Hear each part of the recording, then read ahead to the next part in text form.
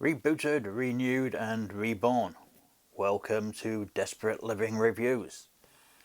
For those of you who are new here, then hello.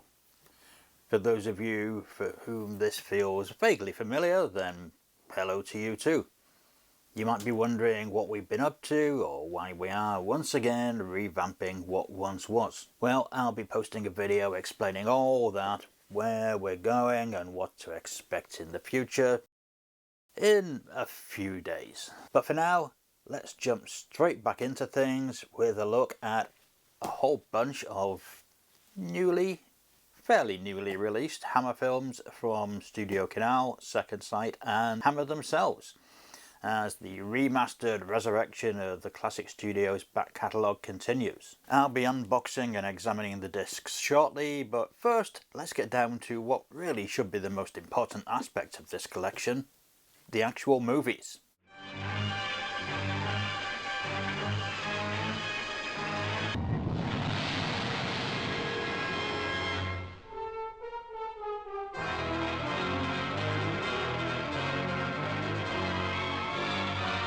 More amazing than the atom bomb is the fantastic space station built more than 1,000 miles up.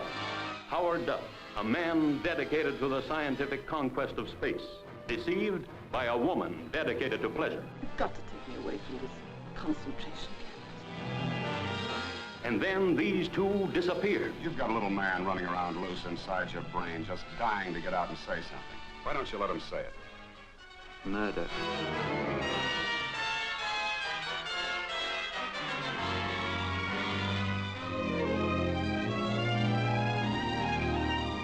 I can't have you brought into this. I didn't care.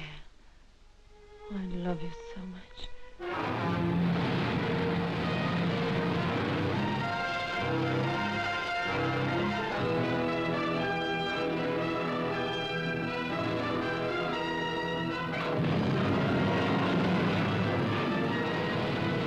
The history of Hammer Films as a horror and fantasy film studio always tends to begin with the Quatermass Experiment, the big screen remake of Nigel Kneale's science fiction TV series.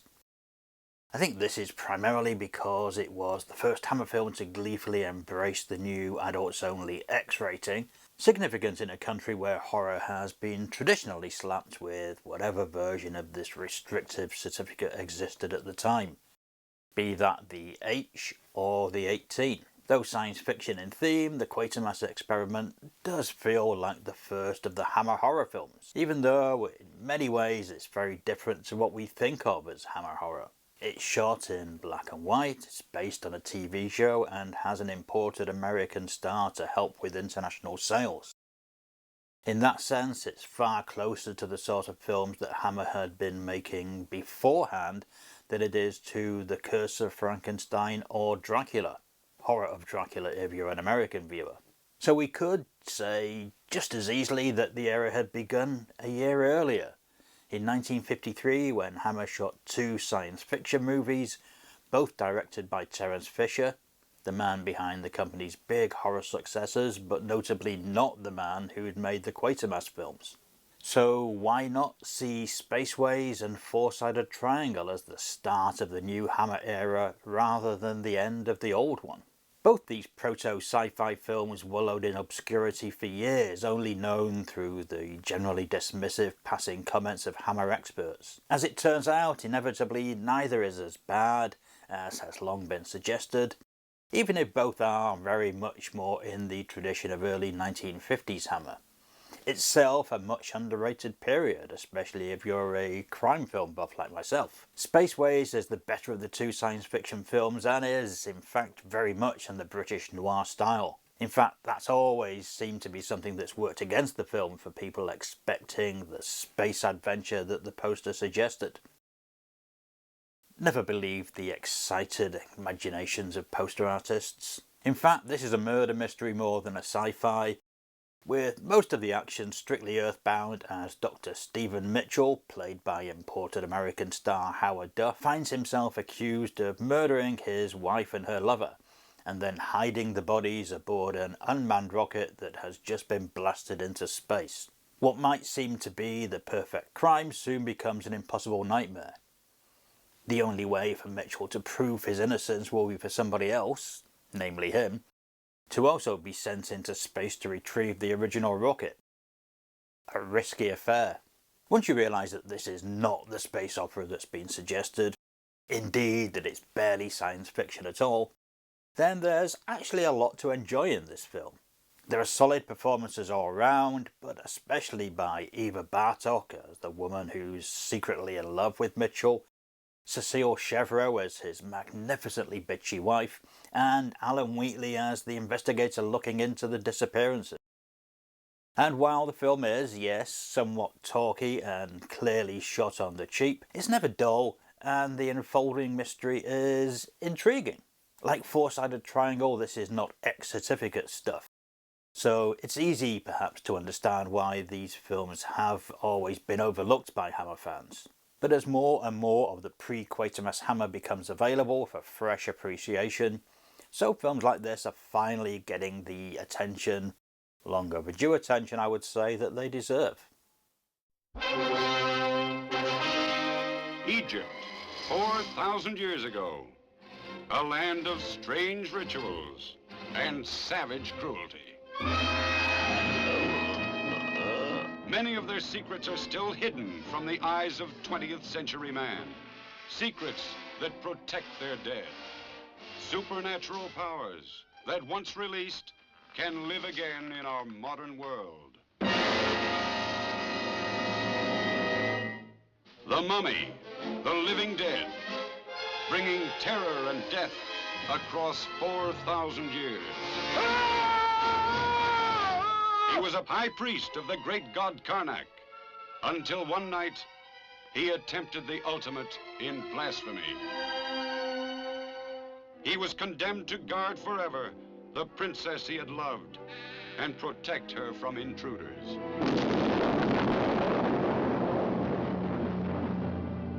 Go now. Go and destroy those who desecrated the tomb of our princess. He who robs the graves of Egypt dies.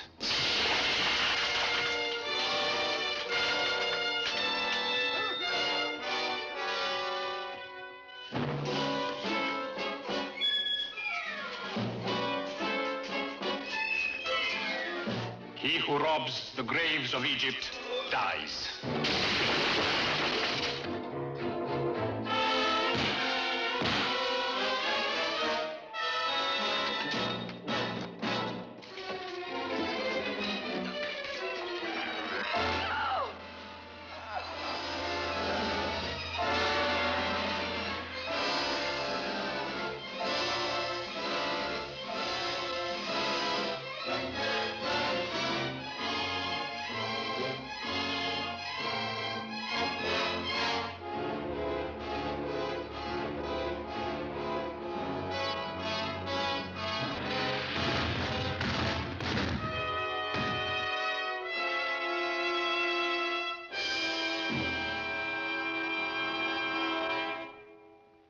Although Hammer made a handful of horror films in between, The Mummy has always seemed to be the final part of an unofficial trilogy of Hammer horrors that began with The Curse of Frankenstein and also includes Dracula. And The Mummy might also be the point where the studio stopped being a company that made a few horror films and finally became the Hammer House of Horror.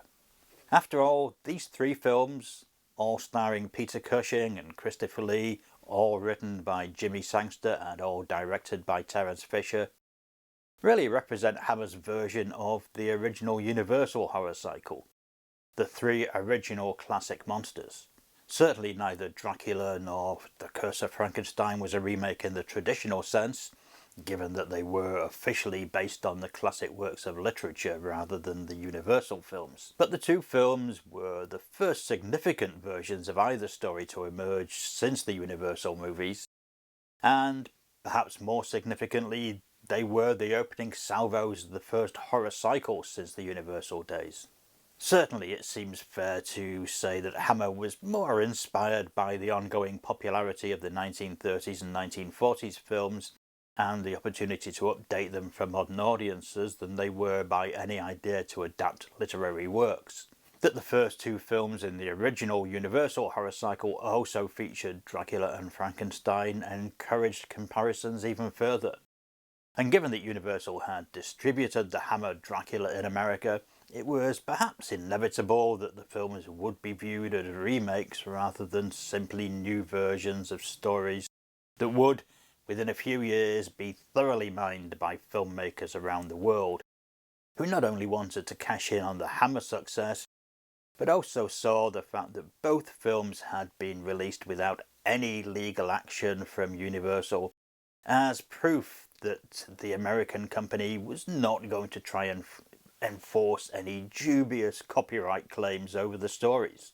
Hammer's reworking of both stories almost immediately opened the floodgates for all manner of variations on the two stories, many of which were, of course, made by Hammer itself. Unlike the other two films, The Mummy definitely is a remake. Universal made a lot of money distributing Hammer's Dracula, and Seeing a Good Thing opened their archives for the company to plunder in search of new material. Oddly, Hammer took little advantage of this, but The Mummy, as one of Universal's first horror films, and one of the classic monsters in the public's mind, must have seemed an obvious choice to tackle. Especially as Hammer, by this point, was now actively setting out to be the new horror specialists. While The Curse of Frankenstein and Dracula were essentially one-shots, by 1959 the studio had established a reputation and a style that it was quick to capitalise on. Of course, the Mummy films were always Universal's Poverty Row productions. While the character did very quickly become an integral part of the company's horror roster, outside the first film, the series is an increasingly dismal collection of repetitive films that plodded more slowly than the title character. No one seemed to quite know what to do to breathe new life into the story, and he was notably missing from the company's all-star monster mashers like Horror of Frankenstein in the 1940s. The Mummy is a character that has rather limited scare value, and maybe even less public appeal, quite frankly, as Hammer themselves would find as they inexplicably returned to the story throughout the 1960s. Sangster's screenplay for The Mummy dips liberally into Universal's entire series, cherry-picking the bits that work and disregarding the rest. Most notably, it rejects most of the original film, which only featured the bandaged title character in the opening scenes. By the time The Mummy was made in 1959, audiences did have a good idea of what a mummy movie should feature, and central to that was a marauding mummy. Only seems fair. Hammer's film opens in 1895 with the discovery of the 4,000-year-old tomb of Princess Ananka by a team of British archaeologists or plunderers, depending on your cultural viewpoint, that includes Stephen Banning, played by Felix Aylmer, his son John, played by Peter Cushing, and Uncle Joe, played by Raymond Huntley. Upon entering the tomb, Banning Sr. sees something so shocking that he loses his sanity. No prizes for guessing what that might be. 3 years later, back in England, he's institutionalised in an asylum, but regains lucidity long enough to warn his son about the living mummy that will soon be seeking revenge. Why the mummy has waited 3 years is a question that the film never seeks to answer. Naturally, John dismisses the claims, but when Banning Sr. is killed by the monster, who breaks into his padded cell in one of the movie's several impressive set pieces, he's made to think again. Uncle Joe is off next, making John realise that the unbelievable is really happening. The mummy, it turns out, is Karis, the former high priest who tried to bring the dead Ananka back to life for his own purposes, and was walled up alive as punishment. The Mummy seems to aim for a grander feel than The Curse of Frankenstein or Dracula, eschewing the gothic trappings for a feel that is perhaps closer to later fantastical costume dramas like She. This attempt to bring a touch of class to the film is only semi-successful. The lengthy flashback sequence at the centre of the story certainly tries to be grand, but the budget doesn't really allow for it, and the funeral procession feels rather scant, truth be told, with props that look decidedly unsolid. It does at least allow Christopher Lee to appear without the mummy makeup. You have to imagine that after the success of Dracula and Hound of the Baskervilles, He was none too pleased to be buried under bandages and given no dialogue once again. So this extensive flashback probably helped to soothe his damaged ego somewhat. But while he might have considered the role to be a bit beneath him at this point, Lee's portrayal of the Mummy is central to the success of the film. For audiences used to seeing Lon Chaney Jr. slowly shuffling along in pursuit of people who frankly could escape his curse simply by walking a bit of steady pace, this must have been a revelation. We first see Karis as he emerges from a swamp covered in mud and glistening in the moonlight, and right away it's an impressive sight. It's not just Lee's height and stature, though of course this is itself imposing. More significantly, this is a mummy who moves at speed and has immense physical strength. Seeing him tear out the bars of the asylum windows, smash through locked doors and more or less run across the room reveals this to be uniquely a mummy that seems a genuine threat. It must have had the same impact as the first time that people saw zombies run. But there's more to Lee's performance than sheer brute force. He's genuinely remarkable here and makes more of the silent character than you would expect. Simply through his eyes and his physical stance, Lee is able to display determination, malice and pathos. His mummy is, in the end, in many ways a tragic figure more than the mindless killer we see in other films. It's easy to imagine that this role could be filled by any old stuntman, a belief that Hammer clearly shared given the casting in subsequent films in the series, Curse of the Mummy's Tomb and The Mummy's Shroud. But honestly, Lee's performance here shows how wrong that is. Cushing, conversely, has very little to do for much of the film. While he gives his usual committed performance, John Banning is a fairly bland character who spends much of the film spouting exposition. There's none of the fire and intensity of a Dr. Frankenstein, a Van Helsing or Sherlock Holmes in this character, sadly, though we get touches of it in the scenes where he battles Karis one-on-one. These moments are not up to the dramatic climax of Dracula, but they're not far short and show the chemistry and physicality that Cushing and Lee brought to the roles. Although generally considered the lesser of Hammer's original trilogy of classic horrors, The Mummy remains a fantastic film. Pacey, dramatic and exciting, it's probably the only traditional Mummy movie from either the Hammer or Universal series that can be called, in all seriousness, a great work. She who is buried here shall henceforth have no name, shall cease to exist in the minds of man as she has ceased to exist in life. For thousands upon thousands of years she lay there, perfectly preserved, in all her beauty, in all her evil.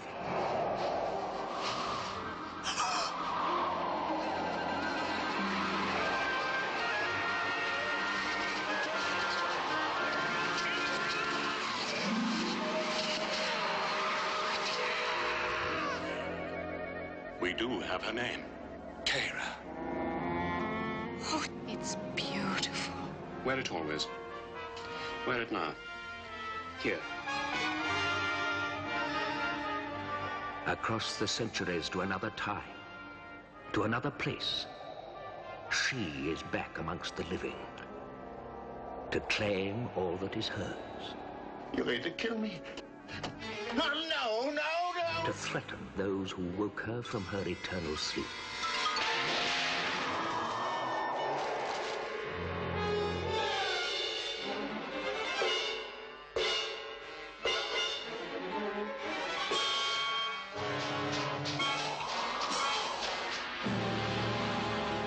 Resurrection. A rebirth for Tara. Complete control. Over life, over death. Who are you? It was her, as large as life, standing over there. No, it happened. You have to help me. You know its power. I have no mind left, no will. In the name of Terra, she is back. To destroy those who helped to raise her evil flesh and blood from the mummy's tomb.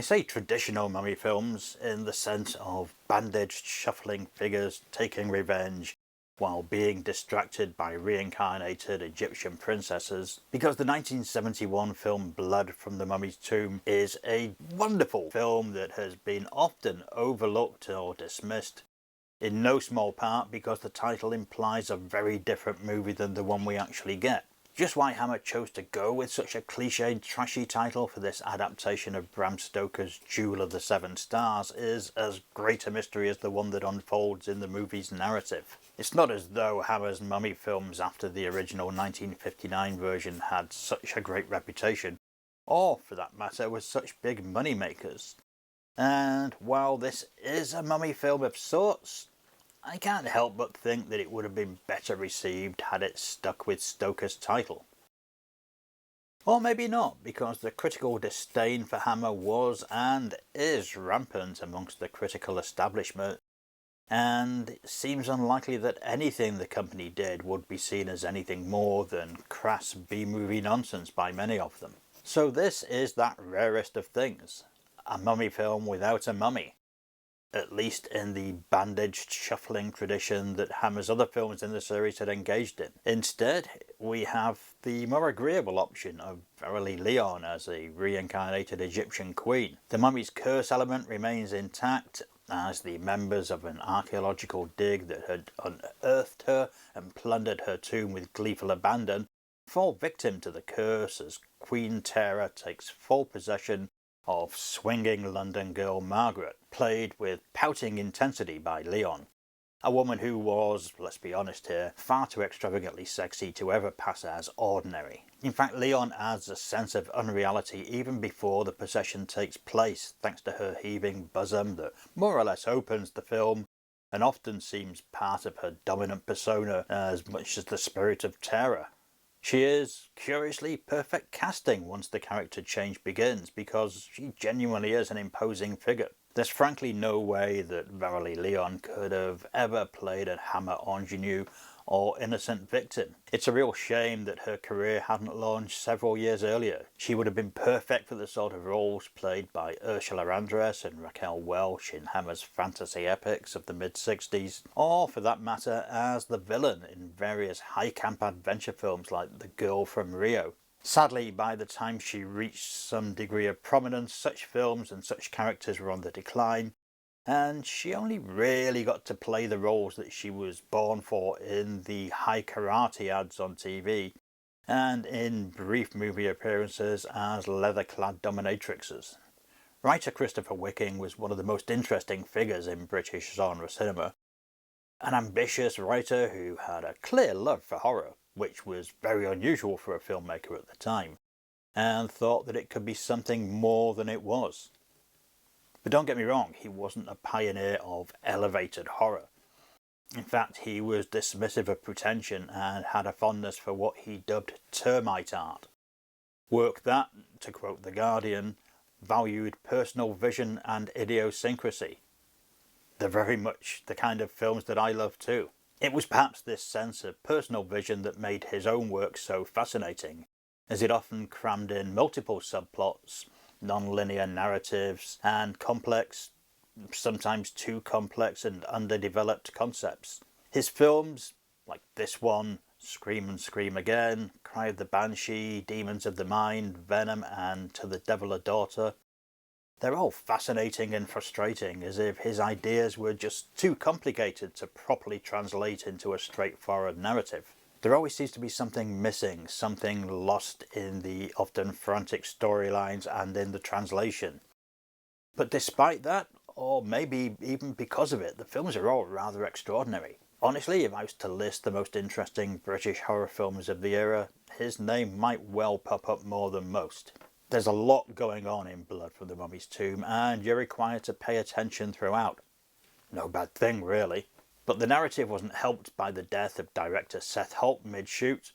The film was completed by Michael Carreras, and it's to his credit that you can't really see the join. And it's also full of fine performances from the likes of Andrew Keir and James Villiers, as well as a great supporting cast including the ever-camp Aubrey Morris, James Cousins and Rosalie Crutchley.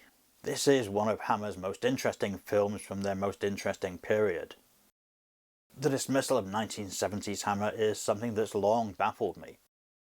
Given how the company had effectively sat on its laurels throughout the 1960s, the 1970s shift into daring, experimental and adventurous areas should be applauded more.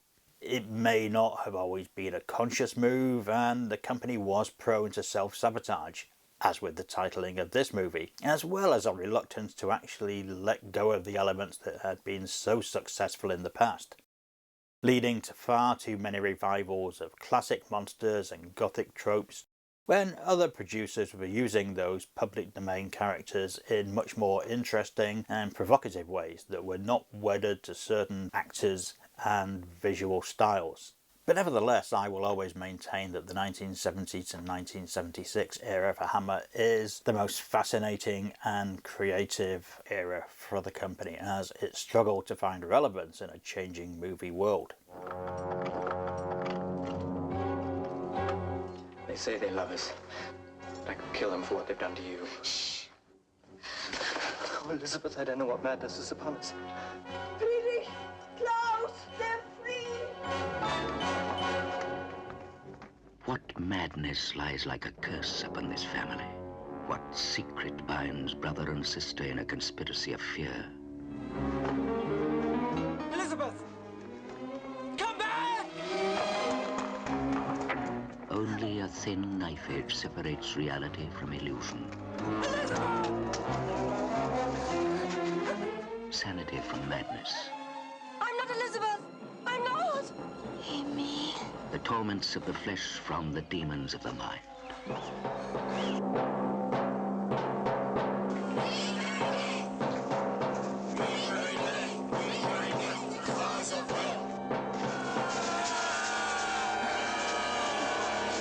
It is no ordinary game these children play, but a ritual as old as the Druids, as profane as a witch's Sabbath. What's wrong? It's a warning of death. But it's only a ritual. No. No. But it is a human madness that pursues her. She will not be the first victim, nor the last, of the demons of the mind. The demon walks in the forest of night!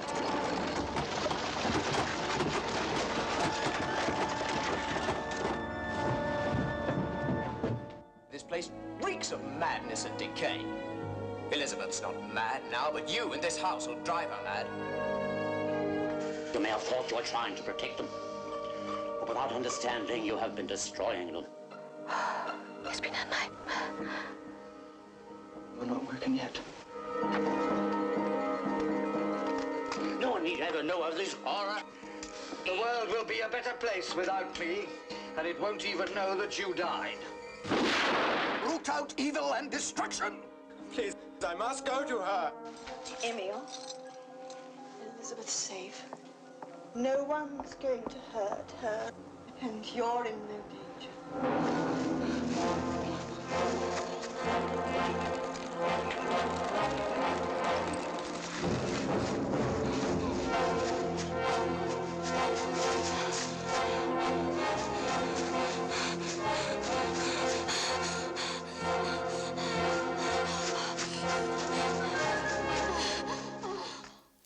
At first glance, Demons of the Mind feels familiarly like a traditional Hammer horror.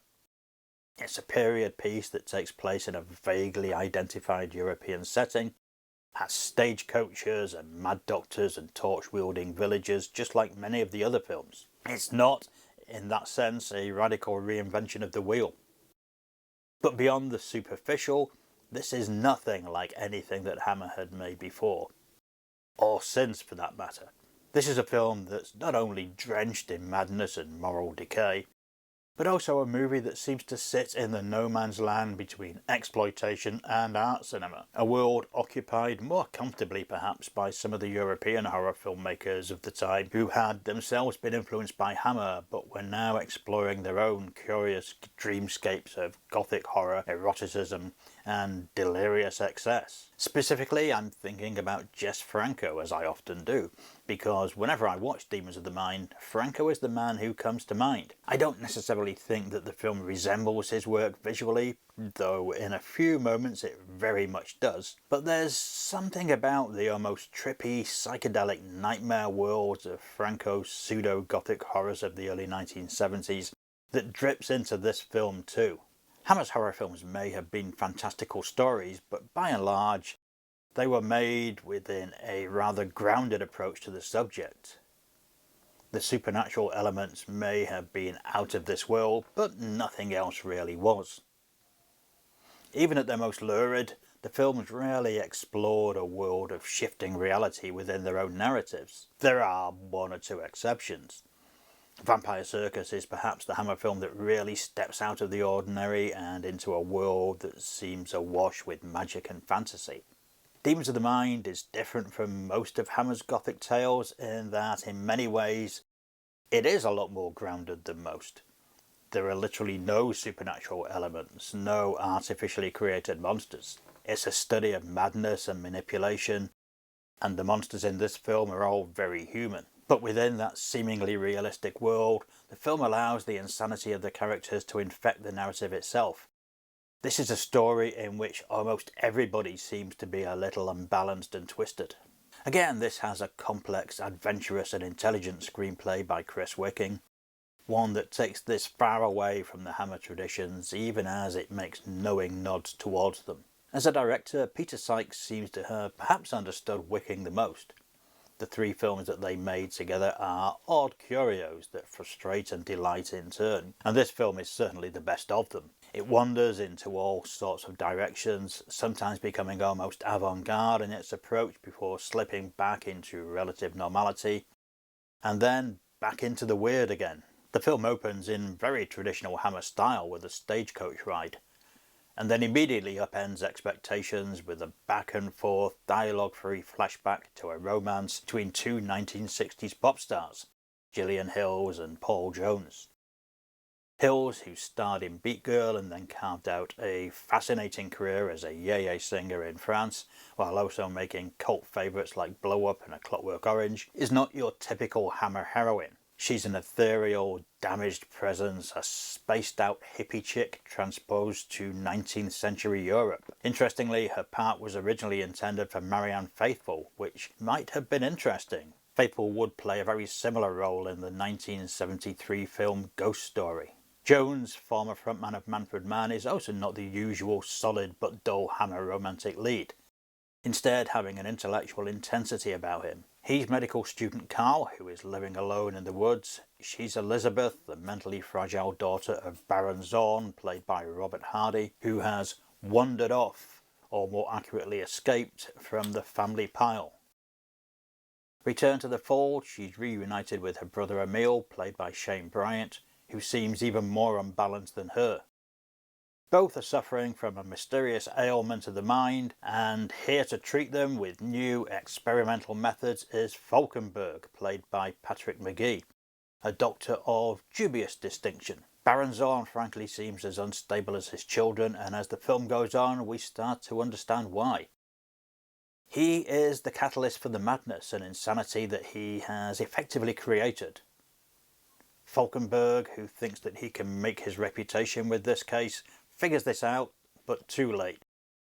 And in any case, his own treatment doesn't exactly seem effective. Emil in particular is too far gone, his obsessive and incestuous relationship with his sister driving him to violent and murderous outbursts. Of course, the local villagers are beginning to notice that young women are disappearing, and egged on by a demented priest, played with some vigour by Michael Hordern, and by Carl, who sees through their superstitious fears of a demon and reveals that Zorn is the real monster, they're soon marching on the mansion.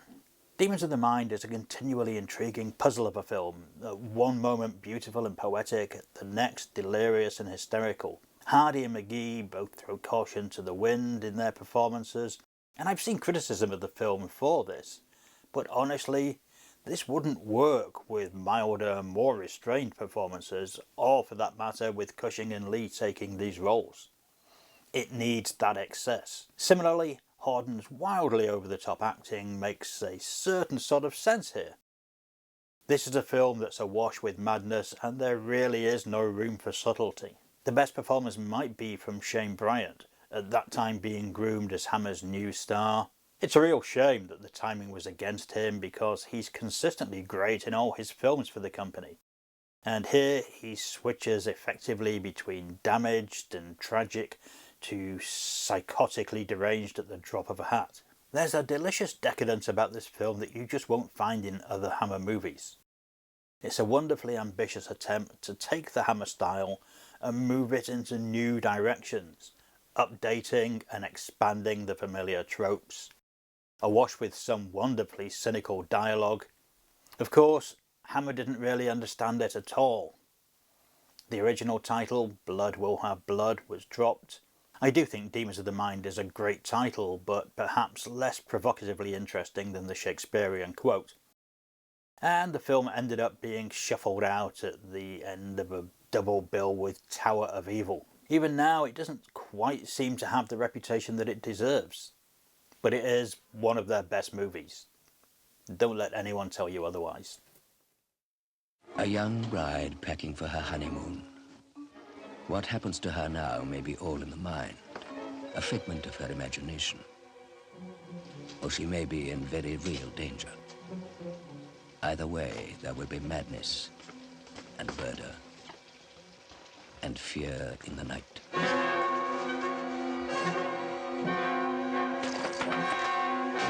Mrs. Beamish tells me you haven't been very well lately. You had a nervous breakdown. That was about 6 months ago. These things take a long time to sort out. He was waiting for me, Bob, like he was before. Fetch the doctor. No, God, please. Bob, I was attacked. I was. You don't believe me, do you? I believe you think you were attacked.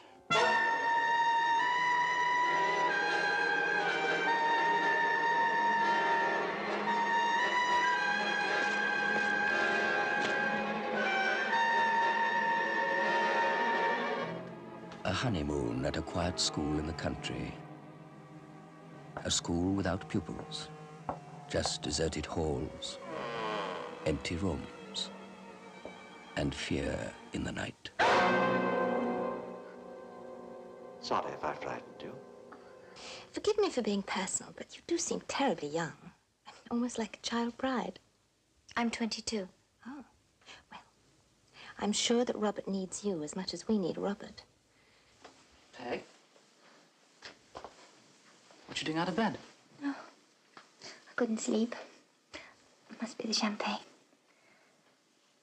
I keep thinking I can see someone. Oh, where? Over there, by the window.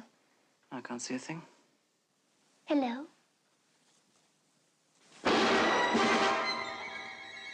You could get your head blown off creeping around like that. Good evening, Robert. I've been waiting here to welcome you. I hope that gun isn't loaded. If it went off, it would waken the boys. Why not come down into the hall? We can talk things over quietly. But I am in the hall.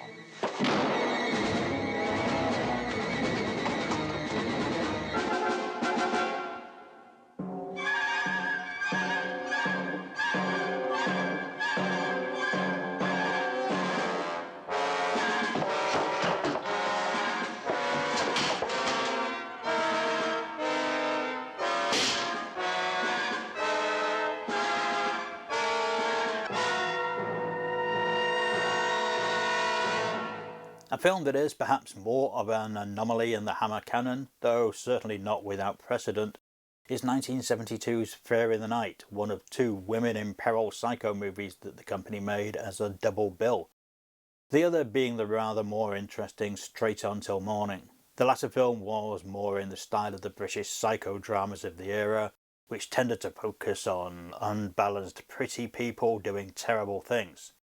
Think of movies like Endless Night, Goodbye Gemini, What Became of Jack and Jill, and Girly as examples of the same twisted mindset. Fear in the Night, on the other hand, was a Jimmy Sangster screenplay that had been knocking around since the early 1960s, a time when Hammer was making a series of what had been described as mini Hitchcocks, black and white psychological thrillers that have always been seen as inherently more disposable than the colour horror gothics, but which are, in retrospect, an impressive series all of their own. A Taste of Fear, Paranoiac, Full Treatment, The Snorkel and others. Mostly written by Sangster, these tend to be dismissed as psycho copycats, but that's not true. They actually take their inspiration from French shocker Le Diabolique and are tales of gaslighting rather than studies in madness. Fear in the Night is very much in that tradition, with Peggy, played by Judy Geeson, as a young woman recovering from an attack by a man with a prosthetic arm, who then moves to a private boarding school with teacher husband Robert. Another great Hammer role for Ralph Bates, who was, alongside Jane Bryant, Hammer's great hopes to take the company beyond the Christopher Lee and Peter Cushing era. The school is closed for the summer, with only the headmaster, played by Cushing, and his wife Molly, played by Joan Collins, in residence. The headmaster, significantly, only has one arm, and when Peggy is attacked again, the film is clearly pointing us in one direction. So clearly, in fact, that the one person that we can be sure isn't the villain of the piece is Cushing's character. Not that the film doesn't portray him as creepily sinister and manipulative in his own way, and certainly someone who is psychologically manipulating Peggy to his own ends. But the real plot here is an attempt to drive her mad and trick her into committing murder. No spoilers, but with such a minimal cast, you can probably guess who the villains are. Fear in the Night has been generally dismissed. It was arguably an old-fashioned story in 1972, and that has reflected on the criticism of the film. But time is a great healer in these cases. What was once dated for its time now becomes part of a nostalgic whole. You can watch this alongside those early 1960s titles, and alongside 1980s titles, and they all become works from that singular, nebulous period known only as the past. So the film holds up a lot better now than it did when it was first released. And honestly, there's a lot to admire here. Geeson is impressive as the manipulated, fragile heroine who's used by all sides. I've seen it referenced as an example of a film exploiting the idea of female hysteria, but frankly you can keep your half-baked pseudo-intellectual academic nonsense. What this really is essentially a study in psychological terrorism and gaslighting, a theme that runs through most of Sangster's psycho thrillers. We know that she's being manipulated. The only question is by whom and for what reason. And it's a film of solid performances. Alongside Geeson's convincing portrayal of a victimised woman, both Cushing and Bates are impressively creepy in very different ways. And Joan Collins is wonderfully, spectacularly bitchy and malicious, someone who positively revels in the mental abuse of this young woman. Everything I ever see about Joan Collins talks about her 1970s horror period as though it was a shameful time. I've even seen it said that she almost wasn't cast in Dynasty because of her work in supposedly trashy films. We're talking about Dynasty, for God's sake, the very definition of trash TV. But the truth is that this is, without question, the most interesting part of her career. Impressive and often very weird movies where she gets to really explore the sort of character that would later propel her to global success. Like Elizabeth Taylor, she arguably had her career salvaged by oddball horror movies. And I may explore the dismissed work of both stars at some point on Desperate Living's sister channel, The Overlooked Hotel. Let me know in the comments if that's something you'd like to see. Fear in the Night is by far the best of the handful of Hammer films that Sangster directed. Clearly it was the one that was most in his comfort zone. And it holds up very well. It was perhaps a direction that Hammer should have focused more on in the new decade, rather than simply trying to rehash past Gothic glories, which, no matter what the actual quality of the individual films, were always going to be judged as inherently old-fashioned simply by virtue of the Hammer connection. The reluctant reliance on the older stars like Cushing and Lee increasingly made Hammer feel automatically dated in a world that had moved on to more human horrors, or at least were reinventing the old gothics in an excess of blood, sex and satire that the company could never match, no matter how it tried to update the formula. It was, after all, still the same formula, but by 1973 Hammer was not only competing with Andy Warhol and Mel Brooks, it was also trying to convince people to pay money to see new Dracula movies, while the old ones were appearing for free on television. You have been found guilty of one of the vilest of crimes. I am a doctor, you know. I have decided to extend my leniency to its limits by only sentencing you to be committed to the state asylum for the criminally insane for a period of 5 years.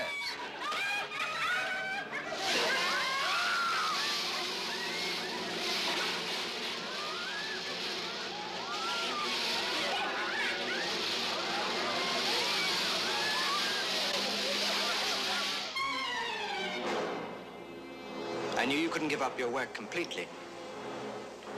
And you haven't.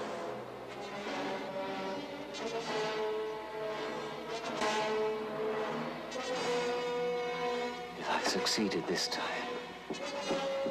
then every sacrifice will have been worthwhile.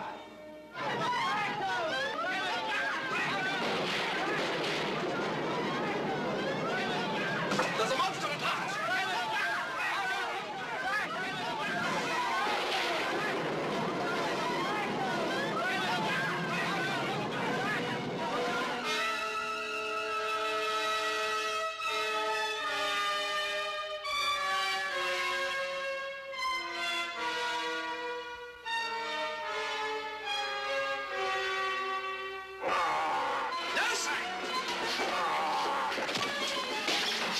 To Baron Frankenstein, creator of man.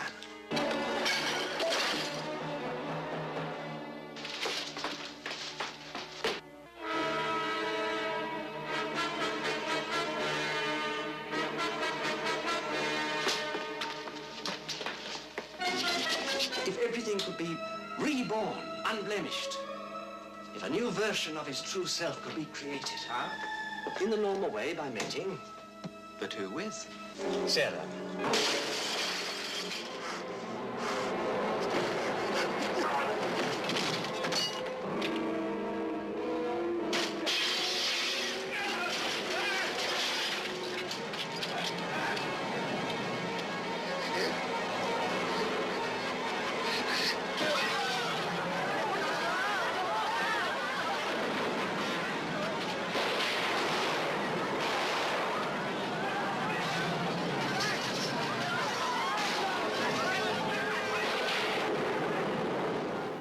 The struggle for relevance and perhaps the final admission that Hammer was becoming a prog rock band in a punk rock era seems to be summed up in 1972's Frankenstein and the Monster from Hell. A film that feels so much like a requiem for the Hammer horror film that it's a real pity that it actually wasn't the last one they made during the classic era. It's a film that mixes the best and the worst of Hammer, and despite some efforts to modernise the style, namely with the addition of a lot more gore, it is at heart so inherently old-fashioned and out of time that it's no surprise that the film took over a year to be released and was then critically dismissed. After this, it really did feel as though there was nowhere left for the traditional Hammer film to go.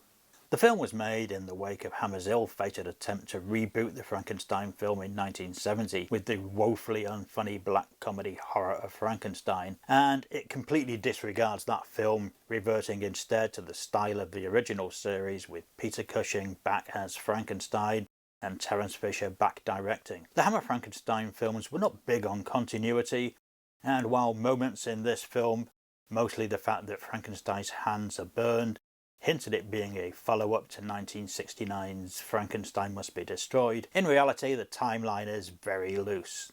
Frankenstein and the Monster from Hell opens with Dr. Simon Helder, played by Shane Bryant, a Frankenstein wannabe who is arrested after the police find him in possession of stolen corpses and body parts that, by his own admission, he plans to stitch together and bring to life. He finds himself sentenced for the same crime of sorcery to the same asylum for the criminally insane that Frankenstein himself was sent to several years earlier. Despite claims from the sleazy asylum director Klaus, a magnificently slimy John Stratton, that the Baron had died, Simon quickly finds that not only is Frankenstein alive, but the lunatic is literally running the asylum. This time his creature is a huge hulking throwback, more ape than man, who was originally an inmate who threw himself out of a window and was presumed dead. Why Frankenstein has chosen to use this grotesque body is anybody's guess, especially as it turns out that he wasn't dead at all, just badly injured. Has the Doctor's ambition sunk so low that he now plans to cut out the whole bringing life to new creations and just wants to transplant limbs and brains? Apparently so. Even so, you can't help thinking that there must have been better bodies available, especially as the inmates here seem to die with increasing regularity, providing hands, eyes and a new brain whenever they're needed. The film's implication is that Frankenstein is manipulating these deaths, if not actually murdering the inmates. So why he didn't simply go for a more human body is anyone's guess. There are a number of moments in this film that might make you want to spit out your coffee, but the monster is certainly the most significant of them. This might well be the worst Frankenstein monster ever seen on film, and that's saying something. Quite why all those involved thought that this hairy Neanderthal was a good idea is anyone's guess. And, to add insult to injury, the makeup is dreadful. David Prowse, who plays the monster, said it only took 30 minutes to get into the costume, and all I can think about that is, why so long? It's literally a bodysuit and a crappy mask, and it's a credit to the rest of the film that the entire project isn't completely undermined by it. Hammer was renowned for making cheap films look expensive, but not here. The film continually lingers on a blatant, crude model shot of the asylum's exterior for no good reason, and the special effects are mostly pretty poor. A scene where Frankenstein and Simon remove a brain from a dead body is especially bad, with the corpse looking like a plaster model rather than the drained of blood dead body that it's presumably supposed to be. There seems to be a that'll do mentality at work for much of the film, and that's a real shame, because there is a lot here that's excellent. A terrible film that was never going to be anything else but terrible is one thing, but a film that has so much potential and then just tries to piss it all away is always much more annoying. You tend to judge a film like that much more harshly than something that is simply completely awful. Peter Cushing, looking rather cadaverous, gives it his all and is intense and physical, at one point actually leaping onto a table and fighting the monster as if it was still 1958. In the Dracula films of this era, he looks old and feeble, but here he still seems like somebody who could convincingly instill fear in those around him. Similarly, Bryant is impressive as the arrogant young man who finally sees that his idol is less than perfect and also learns a little humility along the way. And Madeline Smith is excellent again as Sarah, Frankenstein's mute assistant. As mentioned earlier, the film is one of Hammer's goriest, and this certainly seems to be a reaction to what was happening in the wider horror world. At times, it becomes needlessly crude. Frankenstein dropping a brain and then standing on it is either misplaced comedy, which seems unlikely because if nothing else this is a very serious film, or just a moment of unnecessary crassness. The graphic nature of the brain removals, throat gougings, limb stitching and disembowelment is unusual to say the least, as is Terence Fisher's decision to shoot close-up crash zooms into and out of the gory moments. This is the sort of thing that critics would attack European horror directors of the time for doing. But frankly, rarely have I seen it done so crudely as it is here. It's odd because otherwise Fisher's direction is restrained and sometimes rather beautiful, with impressive visual compositions and an interesting muted look with a palette of reds and oranges that even extends to the hair colour of the lead characters. Quite why he felt the need to zoom into the gore scenes then is anyone's guess. Maybe he was just following orders. The most interesting thing about Frankenstein and the Monster from Hell, though, is just how tired and defeated it seems. The story itself feels as though it's a bitter and jaded comment on Hammer's place in the horror world in 1972. The film ends with Frankenstein's latest creation destroyed in the most pathetic way possible, torn apart by lunatics while the creators look on helplessly, and the Baron eagerly making plans for the next one, even as Simon and Sarah look on in bemused disbelief. As the camera pulls out through the bars of Frankenstein's labs and we see him aimlessly sweeping up broken glass, it's clear that he's every bit as deluded as the other asylum inmate who thinks that he's God. It's hard to imagine how Hammer could have taken the character anywhere after this. While other Frankenstein films saw his triumphant escape to create another day, or hinted at his brutal demise, this just makes him look sad, tired and pathetic. I'm guessing that everybody involved somehow or other knew that this was the end of the line and decided to have one last hurrah with the people who had originally launched the Hammer Horror franchise. Okay, that's the film reviews done with.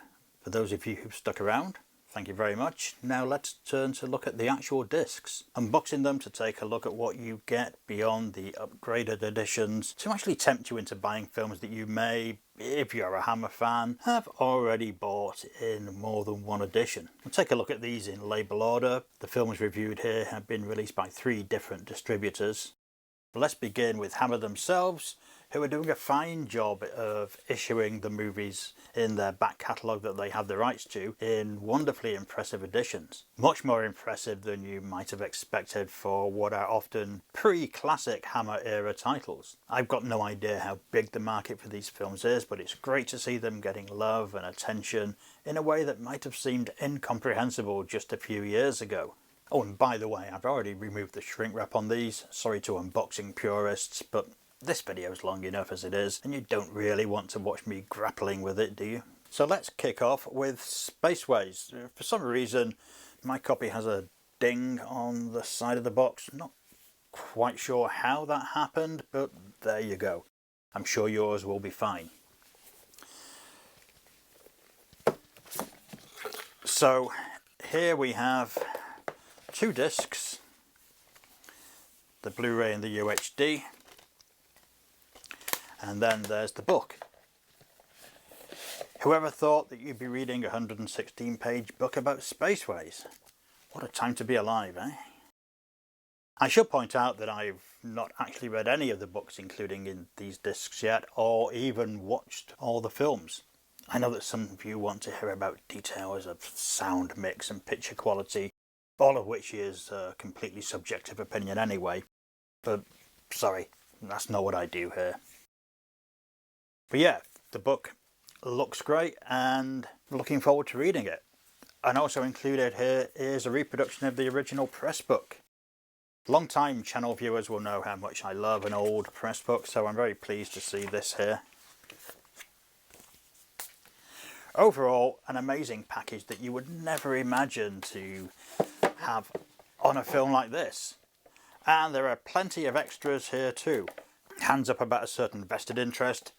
There's a commentary track by yours truly.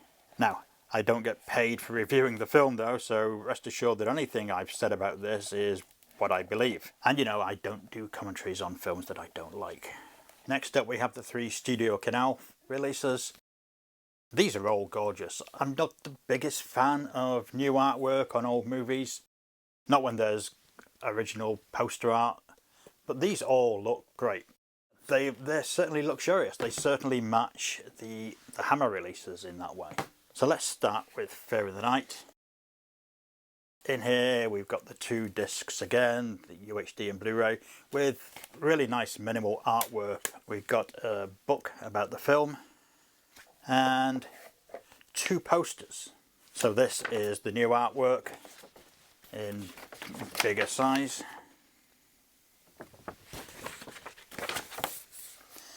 And here is the original theatrical poster. I quite like this old EMI poster for Fear of the Night. And again, there are plenty of disc extras. I think most of these are ported over from earlier editions, but there's something new from Kim Newman on here. I should say that if you buy the 7th edition of this movie that's in the Jimmy Sangster box set, you'll also get a commentary track by me. I've also recorded commentaries for the other 2 Studio Canals titles here, but again for the US releases, not for these editions. What can I say? Studio Canal, you missed your chance to include those. Anyway, we have a similar package with Demons of the Mind, and I really like this artwork actually. It's got a real style to it, and the original poster art for this film was not all that. So again, the same contents, the double discs, minimalist box, the book, and the 2 posters. You know, if I was inclined to put the posters including on UHD packages on the wall, then yeah, this one I think would actually be a real contender. And here's the original art, which I have to say, it's not a favourite of mine anyway, so... And finally, Blood from the Mummy's Tomb.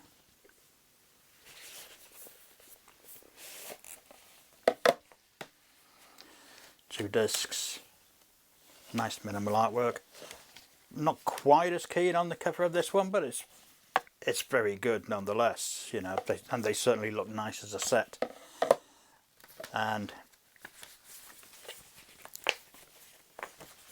here's the poster art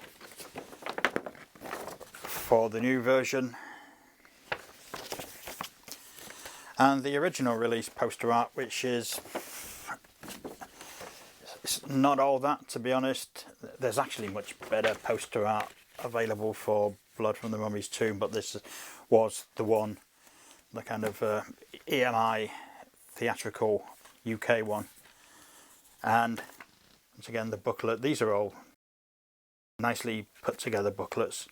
You know, really nice package that once again you probably never thought you would have seen for films like this at one point. After those, the 2 second sight releases are rather more basic, single disc Blu-ray only titles, and in fairly standard packaging. I mean, you know, there's no slipcase here, single-sided sleeves.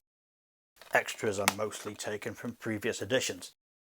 I mean, if you don't already have these, then they're definitely worth grabbing for sure. But if you've got the earlier Blu-ray releases from, I don't know, Icon was it? Then, you know, if you have those, you probably don't really need these. If you don't have those, then these are essential. Regardless of individual films and previously available editions, it is great to see so much old Hammer material being made available again. There have been, of course, many more releases by Hammer themselves, and if they care to send any of those over, I'll be happy to review those too. I'll put a link to my review of Captain Kronos Vampire Hunter above, and you can check that out. If you've enjoyed this long look at classic Hammer horror, then why not give this video a like, share with friends, and if you've yet to do so, subscribe. Like I said earlier, we're rebooting this channel, and I'll get into all that in a few days in its own video. In the meantime, thanks for watching, and I'll see you again soon.